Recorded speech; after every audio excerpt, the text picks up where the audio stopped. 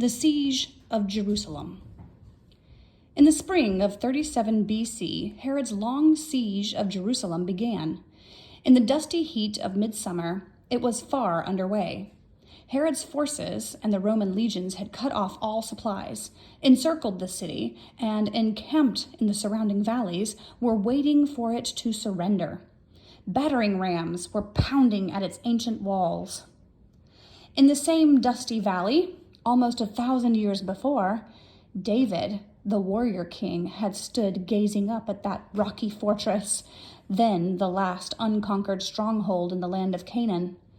From the top of their thick walls, the native Canaanites had looked scornfully down upon the Jewish army and mocked at them. But David's men had scaled the heights, slaughtered the defenders, and taken for their own the primitive city of crude huts. Thus, old Jerusalem of the Canaanites had become the city of David. Thereafter, for almost 500 years, until the tragic exile into Babylon, descendants of David had ruled in Jerusalem and had cherished the memory of that great chief or king who had first united the 12 wandering tribes into a nation. When the exiles returned from Babylon, expecting a new king or Messiah, they believed, according to the prophet Isaiah, that he, too, would be of David's line. Another 500 years had passed, and while the Jews still kept looking for that promised king, for the past 100 years, the Maccabeans, descendants of another hero, had served as high priest or king.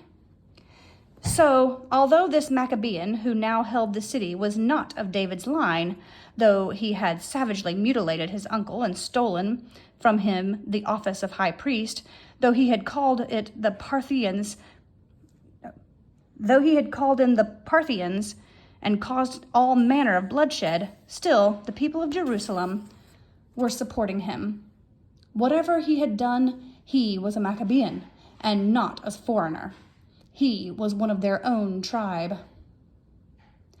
Month after month they held out, while the priests kept offering up sacrifice and praying to the God of hosts that he would strike down the enemy that was pounding on their gates. Outside, while the Roman soldiers, greedy for plunder, grumbled at their stubbornness. Herod marveled at the people who could hold out for so long, for he knew that they must be starving, since this had been a Sabbath year. According to a custom that seemed almost peculiar to the Romans, the Jews divided their days and also their years into sevens.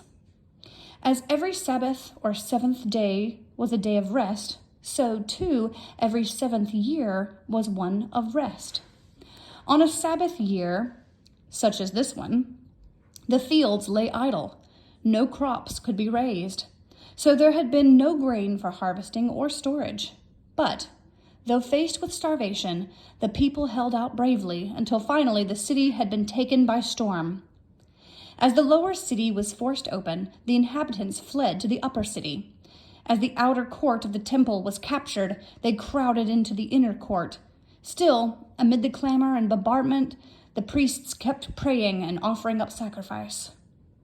Every day, Herod could see the twisting column of smoke from the altar of burnt offering rising above the walls, and the air was heavy with the odor of burnt flesh. Knowing that they would blame him if they ran short of animals to sacrifice, he allowed more to be hoisted over to them, hoping to lessen their distrust by his friendly act. But with the very smoke from the offering he had furnished rose more hate-filled prayer for his destruction. All the catapults were then thrown into action. Boulders were sent crashing down upon the temple roof. Walls were breached, gates broken open. Roman soldiers and Herod's men rushed in, crowded the steep, narrow streets of the upper city, fighting hand to hand with the defenders. Enraged to have been held off so long, thirsty for revenge, the Romans murdered, robbed, and plundered, splashing in the blood. Herod cried aloud, tore his hair, and protested. This was no way for a king to enter his capital city, but they were beyond control. By way of this bloody siege, Herod entered the city of David to be king of Judea for over 30 years. The siege had lasted 5 long months. It was now autumn. The autumn, for the Jews, was the end of 1 year and the beginning of a new year. On their calendar, it was the year 3723 from the creation of the world. The priests were preparing for the great New Year festival of Rosh Hashanah. It would be followed by the most solemn fast day of the year, the Fast of Atonement, one for which crowds of pious worshippers from all over Palestine would soon be gathering in Jerusalem. From the windows of the Maccabean palace looking east, Herod could see the temple, whose courts were still heaped with rubbish from the siege. Standing beside the new king in the palace window, as 6 years ago she had stood with her small brother watching the winter sunset, was his bride and queen, the lovely Miriam. More lovely did she seem to Herod, more tantalizing in her fragrant beauty than a rose, more irresistible, more precious than any possession he had ever owned, and more necessary, for now he, Herod, might have sons of royal Maccabean blood, and they would be safe on this throne which he had been obliged to siege with bloody hands. Or would they be safe? Could they, any more than he, be safe, so long as other Maccabean princes lived to covet that throne and gain a following among the people? And were there not always daggers, poison, and jealous enemies to guard against? Intently and suddenly, with a quiver of fear, he searched the proud, lovely face of his Maccabean princess.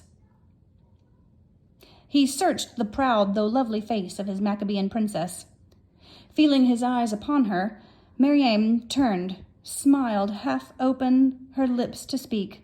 Then she closed them again and continued to stand quietly watching the endless column of smoke rising from the altar and trailing up into the autumn sky.